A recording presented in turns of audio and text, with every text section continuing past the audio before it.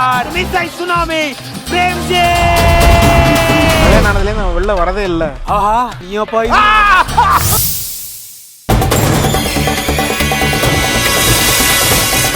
ஒருத்தருக்கு பிரச்சனையை கிளப்பி விட்டு அவங்கள கஷ்டப்படுத்தி இப்போ நான் சரியாயிட்டேன். நீ விலகிடுன்னு சொல்றதுல என்ன நியாயம் இருக்கு?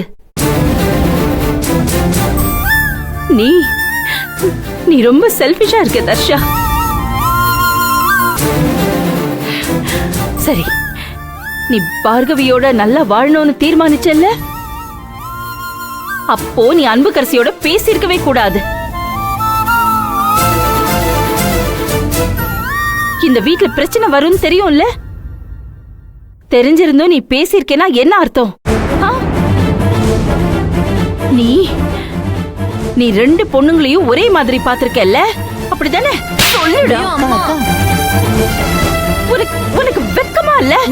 அம்மா என்னம்மா பேசுற? அப்படிலாம் நினைச்சது கூட. வாய் மூடு. பார்கவி வீட்ல இருக்கா, ஆபீஸ்க்கு போனா அந்த பொண்ணு இருக்கா. ரெண்டு பேரையும் பேலன்ஸ் பண்ணிக்கணும்னு நினைச்சியாடா? உனக்கு உனக்கு இவ்வளவு கேவலமான புத்தியா? அம்மா இல்ல. நீ பேசாத, நீ பேசாத. ஓ மேல நான் வச்சிருந்த அந்த நம்பிக்கை சுத்தமா போயிடுச்சு.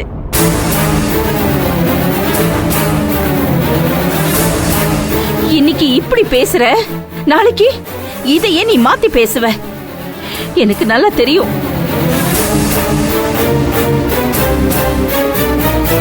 நீ பார்கவிக்கு செஞ்ச துரோகத்தை அவ மன்னிச்சிட்டாளா இல்ல மறந்துட்டாளான்னு தெரியல. ஆனா நீ வேண்டான்னு விலகி போயிட்டா. அவ உன்கிட்ட இருந்து எதையுமே எதிர்பார்க்கல. ஆனா கீழே வந்து ஒருத்தி உட்கார்ந்திருக்கா பாத்தியா? அவளுக்கு நீ என்னடா பதில் சொல்ல போற?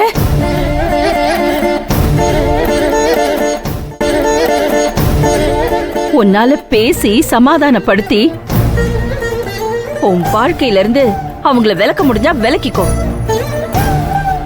இல்ல அவங்களுக்கு நீ என்ன பண்ணா நீ பண்ண தப்ப சரி பண்ண முடியுமோ அப்படி பண்ணு.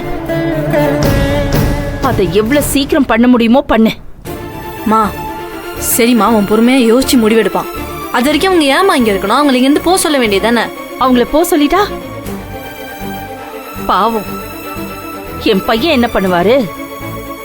மூணாவதா ஒரு பொண்ணை தேடுவாரா? எனக்கு வெக்கமா இருக்கு. நீ பேசுறது சரி. வேண்டாம் தர்ஷன், பேசாத பேசாத. நீ அப்படி செய்யக்கூடிய ஆள்தான். நீ செய்வ.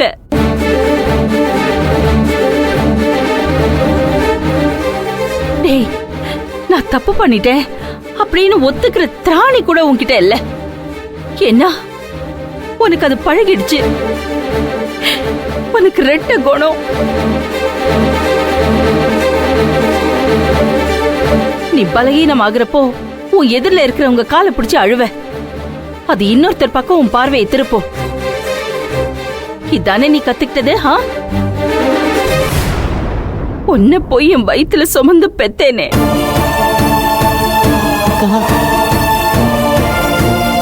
நீ என் மகனா போயிட்டேங்கிற ஒரே ஒரு காரணத்துக்காக தான் நான் பேசிட்டு இருக்கேன்.